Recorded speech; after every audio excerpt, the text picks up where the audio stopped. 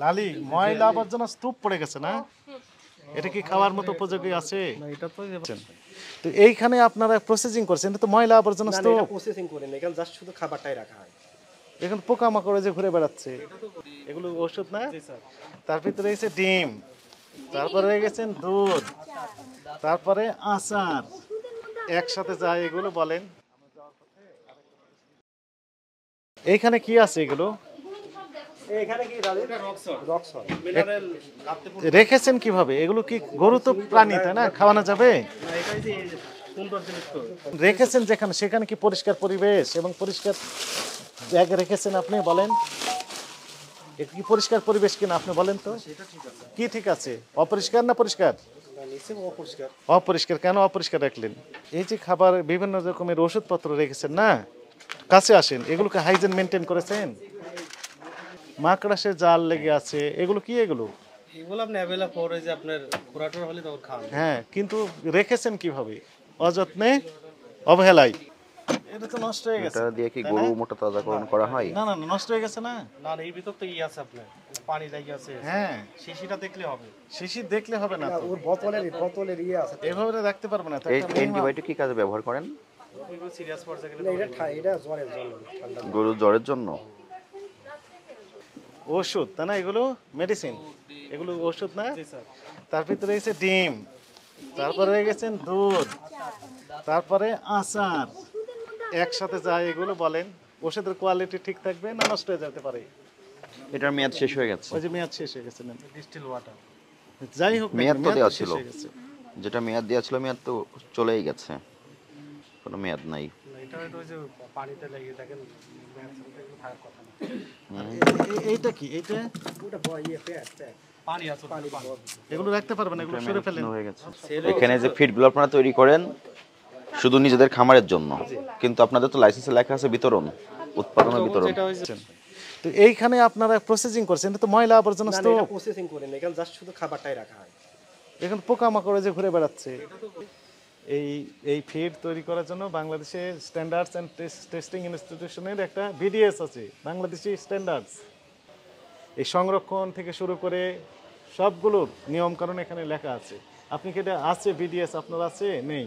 আপনি কি এটা পড়েছেন? পড়েন নাই। আপনার তো লাইসেন্সই নেই, তাহলে আপনি বুঝবেন কিভাবে বলেন? লাইসেন্স আছে, লাইসেন্স আছে দেখান। কিন্তু লাইসেন্স তো আমাদের কাছে নাই। এটা নষ্ট ওই যে হলে পোকা। এভাবে আলাদা করে দিতে হবে।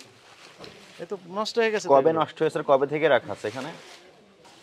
আপনি কি সন্তুষ্ট এই পরিবেশে রেখে? এটা তো অবশ্যই আমি তো মানছি। কি মেনেছেন বলেন? না, এটা তো এভাবে রাখা তো ভুল। রাখা ভুল, আপনার ভাষায় ভুল, কিন্তু আইনের ভাষায় এটি অপরাধ। এই যে এখানে যেগুলো রেখেছেন এগুলো কি? এইগুলো কি? এগুলো কিসের ঝোল? মাকড়াসের না? তাহলে মাকড়াস এগুলো ঘুরে বেড়ায় তাই না? এর ভিতর কি রেখেছেন যেন? এটা রাব। রাব। তাহলে এখানে লালি ময়লা আবর্জনা স্তূপ পড়ে গেছে না, এটা কি খাওয়ার মতো উপযোগী আছে? এটা তো আমাকে এখন বলেন, এগুলো উৎপাদনের তারিখ, মেয়াদ উত্তীর্ণের তারিখ এগুলো দিয়েছেন?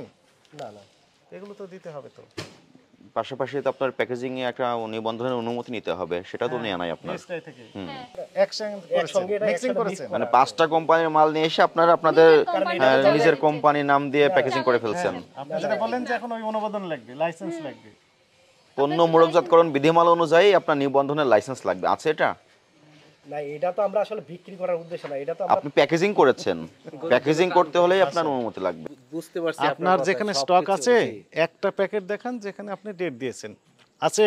না, এইখানে তো ইনস্ট্যান্ট এখন নাই, ইনস্ট্যান্ট নাই, এই একটা প্যাকেটেও নেই, এই তো কোনো বস্তায় নেই। না, এগুলো তো নাই। নেই। এটি অপরাধ হয়েছে কিনা বলেন তো? এখন অপরাধ হয়েছে। অপরাধ হয়েছে, স্বীকার করছেন? আপনি লিখেছেন যে উৎপাদনের তারিখ হতে 2 মাস পর্যন্ত ব্যবহার উপযোগী, তাই না? তাহলে উৎপাদনের তারিখ থেকে 2 মাস, উৎপাদনের তারিখ তো আপনি দিচ্ছেন না।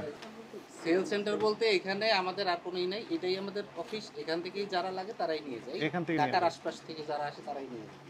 তাদেরকে ক্যাশ মেমো দেন না?